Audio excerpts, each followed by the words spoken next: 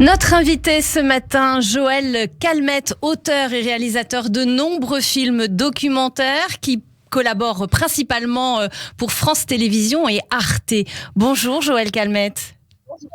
Bonjour. Et merci infiniment d'avoir accepté notre invitation. Alors parmi les innombrables documentaires que l'on vous doit, on citera entre autres Livrez-vous, Greenspan, coécrit avec Robert Badinter, qui compte le destin d'Herschel Greenspan, ce jeune réfugié à Paris en 1938 et qui sert de prétexte à Hitler pour déclencher la nuit de cristal. Robert Badinter, on en revient à lui, à qui vous avez d'ailleurs consacré un très beau documentaire, Un abolitionniste, Robert Badinter. Mais au cœur de notre entretien ce matin, nous allons donc évoquer votre dernier documentaire dont le titre à lui seul en situe la thématique. 13 novembre, chemin de mémoire. Documentaire qui sera donc diffusé ce soir sur Arte à 22h40 et qui lève le voile sur les processus et les enjeux de l'œuvre dans la construction, l'évolution et la transmission de la mémoire des attentats. Qu'est-ce qui a motivé le documentariste que vous êtes à s'emparer d'un tel sujet ? Alors, écoutez, le film est né d'une proposition de l'INA, l'Institut national de l'audiovisuel, qui est partenaire de l'expérience scientifique qui a été montée par deux scientifiques de renom, qui sont Francis Eustache et Denis Péchanski, sur la mémoire des attentats et la construction de la mémoire des attentats. Et l'INA m'a proposé de réaliser ce film, probablement parce que j'ai fait plusieurs films historiques et que j'ai une formation de scientifique à la base, donc les facteurs étaient peut-être réunis pour que je sois l'homme de la situation. Alors votre documentaire nous replonge 5 ans en arrière au cœur de l'horreur de cette soirée du 13 novembre 2015 et des jours qui suivent. Très vite, les gens vont déposer des fleurs, allumer des bougies, des mots tracés à la hâte sur des bouts de papier comme un besoin urgent de laisser une trace de ces vies brisées à jamais. Autant de mémoriaux éphémères qui sont devenus aujourd'hui de véritables archives. 7000 objets ont ainsi été collectés par la ville de Paris. C'est ce qu'on apprend dans votre documentaire. Le processus de mémoire est donc présent presque tout de suite. Effectivement, dès l'événement, alors que toute la France sent immédiatement, puisque le président Hollande parle de la France en guerre, on sent collectivement que l'événement s'inscrit dans l'histoire, mais également dans les mémoires individuelles très fortement. À peu près tout le monde se souvient de ce qu'il faisait le soir des attentats, de la même façon qu'on sait, pour ceux qui étaient adultes à l'époque, de ce qui se passait quand il y a eu les attentats du 11 septembre à New York. Donc c'est des événements marquants et immédiatement, les gens commencent à inscrire l'événement dans l'histoire, même individuellement. Donc il y a des sortes de rites qui se créent et il était important de les décrypter un petit peu, de les mettre en perspective.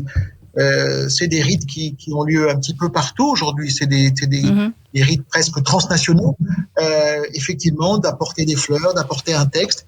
Et les archives de Paris ont voulu conserver ces archives à la demande d'un sociologue qui s'appelle Jérôme Truc et qui fournissent aujourd'hui un matériau important pour les chercheurs.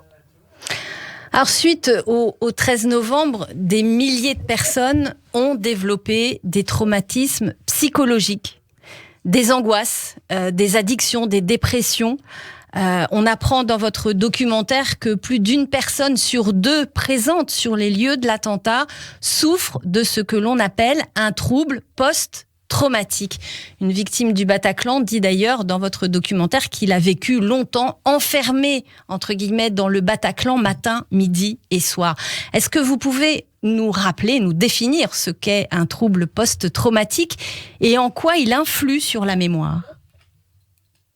Alors, je ne suis pas scientifique, simplement, bien sûr que ce non. qu'on peut en comprendre globalement en tant que quidam, c'est l'éruption d'images de l'événement, donc a priori traumatique, que les gens ne peuvent pas contrôler, ne peuvent pas chasser ces images. Elles interviennent et elles remettent la personne en situation du drame, donc en situation de souffrance, qui provoque insomnie, troubles, anorexie, enfin divers symptômes selon les uns et les autres. Mais c'est vraiment un problème de contrôle de l'irruption des souvenirs de l'événement traumatique. Alors, votre démarche, au-delà de cette descriptif scientifique, votre démarche a été aussi d'aller voir ailleurs des pays qui, eux aussi, ont été confrontés à la violence des attentats, notamment en Allemagne, où il y a 45 ans avait eu lieu la prise d'otages de Munich, où, rappelons-le, 11 membres de l'équipe olympique israélienne ont été assassinés et un policier ouest-allemand tué. Un musée mémoriel a ouvert ses portes, c'était en 2017, à Munich. Il aura fallu 45 ans, rappelle-t-on dans votre documentaire, pour que cette mémoire, la mémoire de cette tragédie, trouve sa place dans la mémoire collective allemande. Comment expliquez-vous l'évolution qui nous amène aujourd'hui à cette accélération dans l'intégration de telles tragédies dans la mémoire collective, notamment avec les attentats, la mémoire des attentats du 13 novembre 2015 ? Alors, ce que disent les scientifiques globalement, dans le film, qu'ils soient anthropologues, sociologues, historiens, c'est qu'on est passé d'un souvenir qu'il fallait chasser, les souvenirs traumatiques, il fallait les chasser. Il fallait oublier la défaite. Un attentat dans un pays, c'est quand même une défaite. Et il fallait célébrer plutôt les héros. Or, il y a une cinquantaine d'années, une bascule commence à s'effectuer. Aujourd'hui, il faut à tout prix célébrer les victimes. La victime est essentielle. Il faut se rappeler. Pour guérir, d'ailleurs, il faut également se rappeler. Dans les années 70, il y avait encore la crainte qu'en faisant un musée, par exemple, sur un attentat, on serve finalement le projet des terroristes, qui était d'apporter le mal au cœur d'un pays, au cœur de gens, d'une communauté, d'un ennemi, quel qu'il soit, et que finalement, en bâtissant un musée, on pérennise leur action. Et finalement, indirectement, on leur rend des gloires. D'où les temps qui a été mis pour écrire cette histoire collectivement et d'ouvrir ce musée. En France, là, après les attentats, il y a à la délégation interministérielle de l'aide aux victimes, dirigée par Elisabeth Pelzet, immédiatement un comité mémoriel a été mis en place pour statuer sur la façon dont il fallait rendre hommage aux victimes, en particulier parce que cette délégation a d'autres actions. Et la décision a été prise dans ce collectif de scientifiques, finalement. La proposition a été faite au président Macron de créer un musée des attentats. Mais un musée des attentats en général, pas seulement sur le 13 novembre. Un attentat. Il faut savoir qu'en France, depuis 1974 à peu près, il y a 94 ou 95 attentats qui ont touché des Français. Donc l'événement 13 novembre s'inscrit aussi dans une histoire, dans une continuité, même si c'est l'événement le plus saillant, le drame le plus saillant de tous ces attentats. Et donc c'est la première fois qu'il va y avoir au monde un musée mémorial des attentats en général qui ont touché les Français. Un projet qui est présidé par Henri Rousseau, Henri Rousseau, avec toute une équipe scientifique. Où il y a d'ailleurs Denis Péchanski. Il y a Denis Péchanski, il y a pas mal de gens qui interviennent. Et le musée devrait ouvrir en 2027. C'est ça. Donc c'est cette évolution entre l'attentat de Munich et celui du 13 novembre. C'est vraiment un changement de regard sur la mémoire des attentats. On l'a vécu d'ailleurs avec les attentats du 11 septembre aux États-Unis, à New York. Où très Exactement, vite. Il y a déjà eu un musée mémorial qui a été fait sur les lieux mêmes de l'attentat. Alors, les commémorations sont des moments importants qui permettent aux mémoires individuelles et collectives d'interagir et même de fusionner. C'est ce qu'explique dans votre documentaire Aleida Assmann, une anthropologue. Comment se manifeste cette interaction, d'après les témoignages que vous avez pu recueillir tout au long de ces presque 5 années de tournage, parce qu'il faut dire que ce documentaire a été un documentaire au long cours, un travail au long cours que vous avez mené. Et où est-ce que se situe, selon vous, selon ce que vous avez pu observer, la rencontre, la jonction, le point de jonction entre ces deux mémoires individuelles et collectives ? Il y a deux phénomènes. D'une part, c'est vrai que la mémoire individuelle se nourrit également de la mémoire collective. C'est-à-dire que l'ampleur de l'événement, le fait qu'il y ait des milliers de personnes, voire dans les attentats de Charlie et de l'Hypercacher, par exemple, des millions de personnes qui se réunissent, forcément influent sur la façon dont la mémoire va se construire chez les individus, chez les victimes ou leurs proches, ou tous les gens qui ont été traumatisés. Il y a des gens qui sont traumatisés qui sont également à distance parce qu'ils sont traumatisés par les images des attentats. C'est pas forcément les gens qui sont sur place. Donc il y a une interaction évidente là entre le collectif et l'individuel. Ces cérémonies, elles apaisent certaines des victimes. Pour d'autres, au contraire, elles réveillent le souvenir.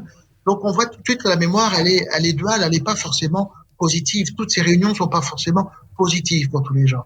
Pour le collectif, c'est une façon probablement d'honorer des victimes, mais aussi d'honorer tous les gens qui auraient pu être victimes de ces attentats. Puisque par définition, c'est des attentats anonymes qui touchent n'importe qui. Et donc, c'est l'anthropologue, effectivement, Aleida Assmann, qui rappelle qu'une société se construit autour aussi de ces de ces drames, de ces échecs. Et c'est pas forcément la victoire qui va souder une population, qui va souder un peuple ou une communauté. Ça peut être un échec.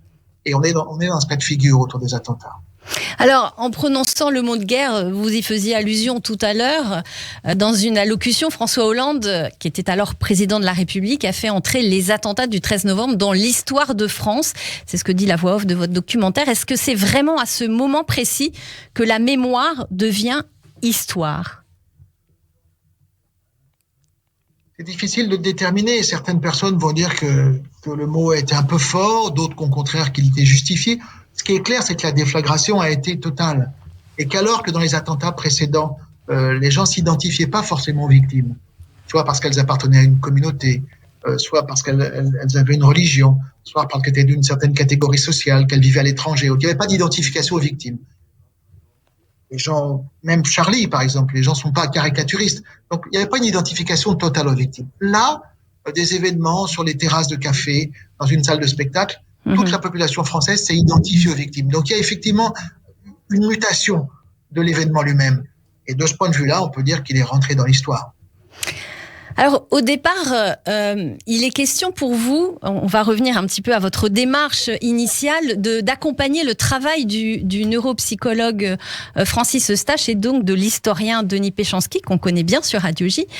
Mais vous vous rendez compte que le temps de la recherche scientifique et le temps de la réalisation d'un film sont deux temporalités différentes. Comment est-ce que vous avez géré finalement ce décalage ? Oui, parce qu'on avait commencé effectivement en attendant des études longitudinales qui se passent sur la durée, puisque c'est l'ampleur du projet appelé projet 13 novembre, là, de Eustache, Péchanski, s'échelonne sur à peu près 12 ans. Donc on s'était donné quelques années de tournage, qui est déjà un peu exceptionnel pour un documentaire. Généralement, quand une chaîne de télévision accepte un projet documentaire, il faut le livrer dans les 2 ans qui suivent, quelque chose comme ça. Rapidement, on s'est rendu compte que l'ampleur du travail, le temps d'analyse par les scientifiques, de mise à disposition du travail pour les scientifiques, d'analyse scientifique allait prendre des années et des années. Donc, on a intégré une partie de ce travail et puis on a réorienté le film, d'abord sur le comité mémoriel du ministère de la Justice, puis sur ce projet de musée, pour au final se rendre compte que là aussi, le musée va ouvrir en 2027, donc on s'arrêtait à mi-chemin. Et finalement, avec tous les gens qu'on avait croisés, il était assez passionnant de voir toutes les recherches qui étaient menées depuis le soir même des attentats où les gens viennent déposer des fleurs, le lendemain des textes, des mémoriaux éphémères, jusqu'à la conception de ce musée. Et que donc finalement ce cheminement de la mémoire chez les individus et dans le collectif, en soi, était assez passionnant pour apporter un regard croisé sur la question des rapports entre la mémoire et l'histoire finalement. Joël Calmettes, merci infiniment d'avoir été avec nous ce matin pour parler de votre documentaire que l'on pourra voir dès demain soir à 22h40 et qui est déjà disponible sur arte.fr. Donc à voir absolument. Merci.